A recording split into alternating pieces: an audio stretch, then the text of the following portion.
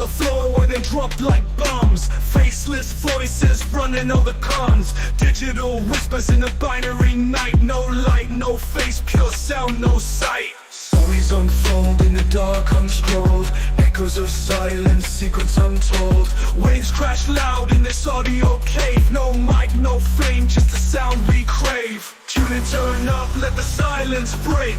Raw, unfiltered, hear the earthquake. No mic needed, just a vibe that's real. Faceless words you can touch and feel.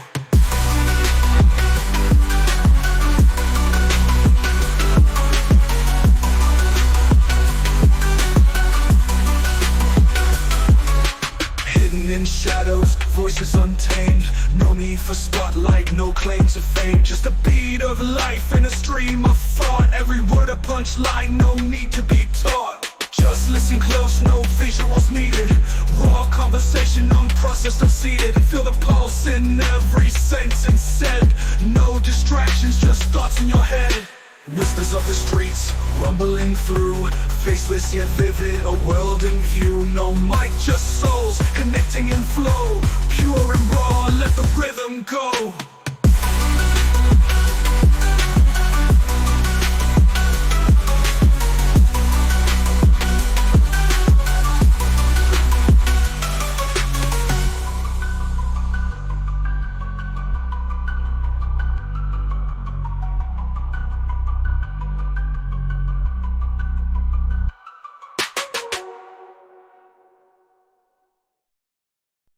William James, a towering figure in American intellectual history, was a man of diverse talents and profound influence. Born in 1842 and passing away in 1910, his life spanned a period of great change and intellectual ferment in the United States. He is best known as a philosopher and psychologist who left an indelible mark on both fields. James was not just a contributor to these disciplines, but a transformative figure. In philosophy, he was a leading light of the pragmatist movement. Pragmatism, in essence, emphasizes the practical consequences of ideas. It suggests that the meaning and truth of a concept are found in its real-world applications and its ability to guide our actions. James's articulation of pragmatism was pivotal in shaping American philosophical thought, moving it away from abstract theorizing and towards a focus on the tangible effects of beliefs. In the realm of psychology, James is often hailed as the father of American psychology. He was a pioneer in establishing psychology as a distinct scientific discipline in the United States. He offered the first psychology course in the country and authored the seminal textbook, The Principles of Psychology. This work is considered a cornerstone of psychology, laying the groundwork for future research and inquiry. James's psychological approach, known as functionalism, shifted the focus from the structure of consciousness to its functions. He argued that instead of trying to break down consciousness into its basic elements, psychologists should study how the mind works to help us adapt to our environment. This perspective was revolutionary, as it emphasized the dynamic and active nature of the mind. William James's early life was shaped by a unique and intellectually stimulating environment.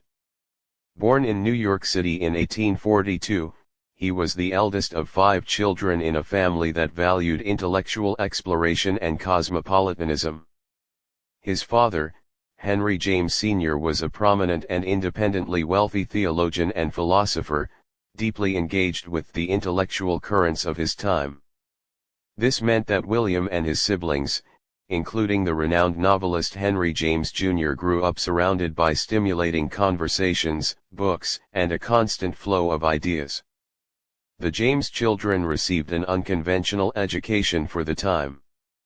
Instead of attending traditional schools, they were primarily educated by tutors, both in New York City and during the family's extensive travels in Europe. This peripatetic upbringing exposed William to different cultures, languages, and ways of thinking, fostering a sense of intellectual curiosity and openness that would characterize his later work.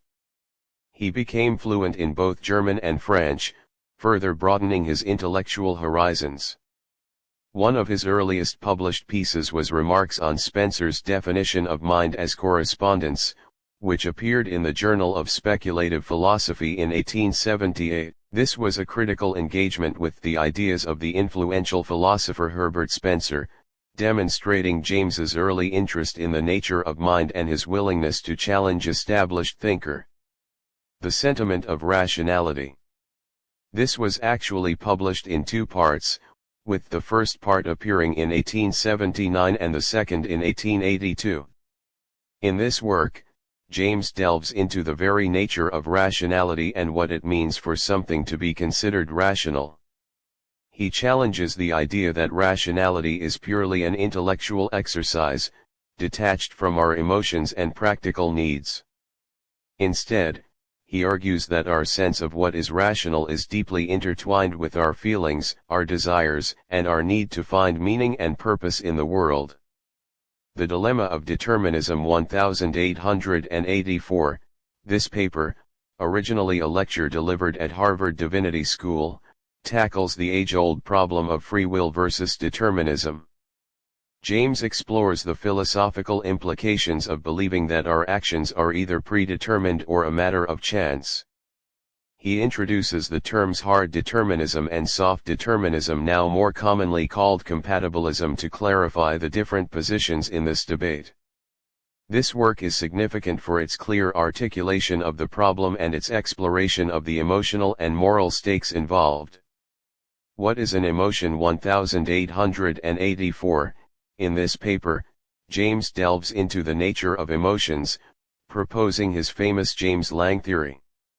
He argues that emotions are not simply mental states that cause bodily changes, but rather that the bodily changes precede and give rise to the feeling of emotion. For example, we don't feel fear and then tremble, we tremble first, and then we experience the feeling of fear. This theory, though debated, has had a major impact on the study of emotions. On Some of Life's Ideals 1883, this essay reflects James's more personal and moral reflections. He explores the nature of ideals and their importance in shaping our lives. He argues that while we may not always be able to achieve our ideals, the striving for them is what gives our lives meaning and purpose. This piece offers a glimpse into James's own values and his belief in the importance of living a life guided by our aspirations. One of his most important works in this period was The Will to Believe 1897, a collection of essays that defended the right to believe in the face of uncertainty. 3 He argued that in certain situations, where evidence is inconclusive, we are justified in choosing to believe what we have good reasons to believe, even if we cannot prove it definitively. 4 This idea was central to his pragmatism, which emphasized the role of belief in shaping our actions and our experience of the world. 5 Following The Will to Believe, James published Talks to Teachers on Psychology, and to Students on Some of Life's Ideals 1899, which applied his psychological insights to education and moral development. 6 This work reflected his belief in the practical applications of psychology and his commitment to making his ideas accessible to a wider audience. William James's first major work, and arguably his most influential, was The Principles of Psychology, published in 2 volumes in 1890. This monumental work wasn't just a textbook, it was a groundbreaking synthesis of existing psychological thought, infused with James's own unique insights and perspectives. At a time when psychology was just beginning to emerge as a distinct scientific discipline, the principles provided a comprehensive and compelling framework for understanding the human mind. James didn't adhere to the prevailing structuralist approach, which sought to dissect consciousness into its basic elements. Instead, he championed what became known as functionalism. He argued that psychologists should focus on the function of mental processes, how they help us navigate and adapt to the world around us. He famously described consciousness as a stream, a continuous and ever-changing flow of experience, rather than a collection of static mental building blocks. This dynamic view of consciousness revolutionized the way psychologists thought about the mind. The principles covered a vast range of topics, from sensation and perception to habit, emotion, and the will. James explored the nature of attention, the role of the body in emotional experience, introducing the James Lange theory of emotion, and the importance of habit in shaping our behavior. He also delved into the complexities of self-consciousness and the sense of personal identity. Throughout the work, James's writing is engaging and accessible, even when dealing with complex ideas. He used vivid examples and metaphors to illustrate his points, making the book both scientifically rigorous and a pleasure to read. William James's Pragmatism, a new name for some old ways of thinking, published in 1907, stands as a pivotal work in American philosophy. It wasn't just another philosophical treatise, it was a call for a new way of thinking about truth, meaning, and the very nature of philosophy itself. James argued that traditional philosophy had become too detached from the realities of human experience, lost in abstract theorizing that had little bearing on how people actually lived their lives. He sought to bridge this gap, to bring philosophy down from its ivory tower and make it relevant to everyday concerns. The core of James's pragmatism lies in its emphasis on the practical consequences of ideas. He proposed that the meaning and truth of a concept are not to be found in some ethereal realm of abstract thought, but rather in its real-world applications. An idea, for James, is not true because it corresponds to some fixed and unchanging reality, but rather because it works, because it helps us to navigate the world, solve our problems, and achieve our goals. If an idea leads to positive outcomes, if it helps us to make sense of our experiences and live more effectively, then it can be considered true in a pragmatic sense. This approach challenged centuries of philosophical tradition. Philosophers had long sought to uncover ultimate truths, to build grand systems of thought that would explain the universe once and for all. James, however, rejected this quest for absolute certainty. He saw truth as something more fluid and dynamic, constantly being shaped and reshaped by our interactions with the world. He believed that truth is made, not found, and that it is always subject to revision in light of new experiences and new information. James's pragmatism is deeply rooted in the idea of experience. He believed that philosophy should begin with the concrete realities of human life, with the diverse and often messy ways in which we interact with the world. He recognized that human beings are not purely rational creatures. Our beliefs are influenced by our emotions, our values, and our desires, and pragmatism takes these factors into account.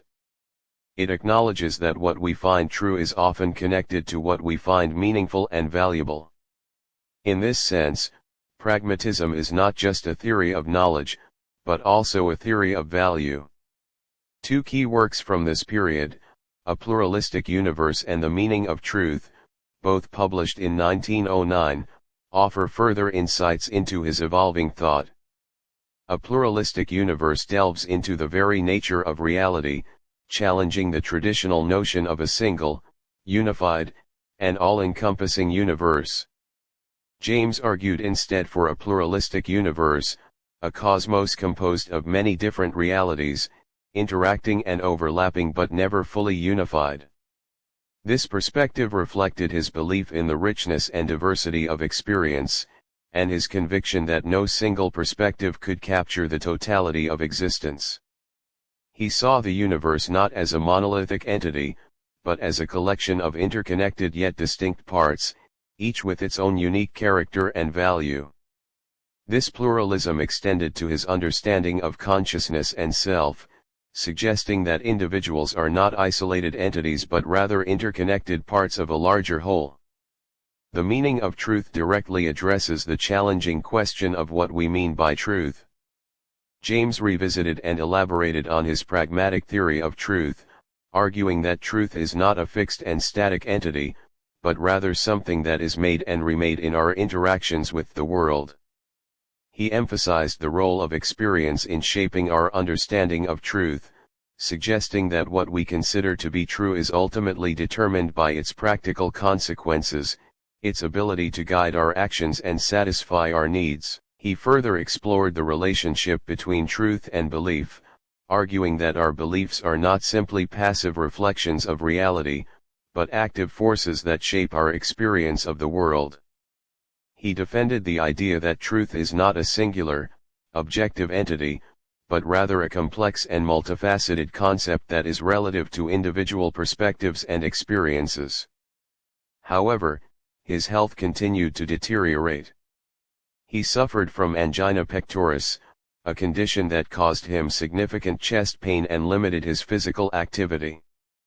Despite this, he persevered, driven by his passion for ideas and his desire to share his insights with the world. In the summer of 1910, James traveled to his family's summer home in Chocorua, New Hampshire, seeking rest and respite. However, his health continued to decline, and he suffered a series of heart attacks. On August 26, 1910, William James passed away at his home in Chocorua at the age of 68.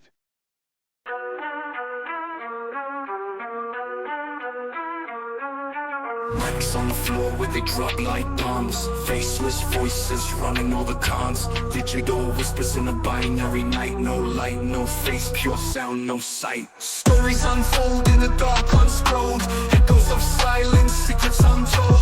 Waves crash loud in this audio cave. No mic, no fame, just the sound we crave. Tune in, turn up, let the silence break.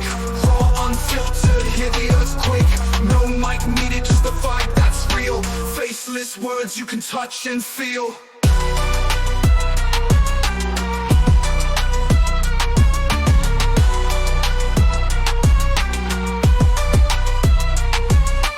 Hidden in shadows, voices untamed. No need for spotlight, no claim to fame. Just a beat of life in a stream of thought. Every word a punchline, no need to be taught. Just listen close, no visuals needed. Raw conversation, unprocessed, unseated. Feel the pulse in every sentence said. No distractions, just thoughts in your head. Whispers of the streets, rumbling through. Faceless yet vivid, a world in view. No mic, just souls, connecting in flow. Pure and raw, let the rhythm go. Pure and raw.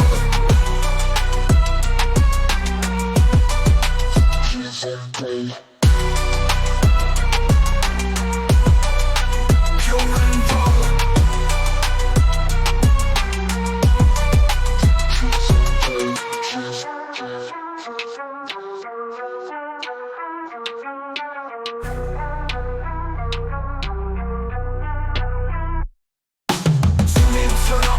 Silence break, raw, unfiltered, hear the earthquake. No mic needed, just a vibe that's real. Faceless words you can touch and feel. Tune in, turn up, let the silence break. Raw, unfiltered, hear the earthquake. No mic needed, just a vibe that's real.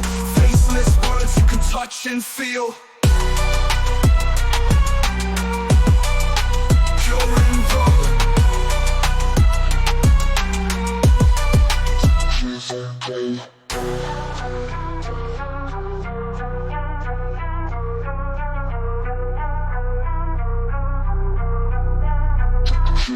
Play.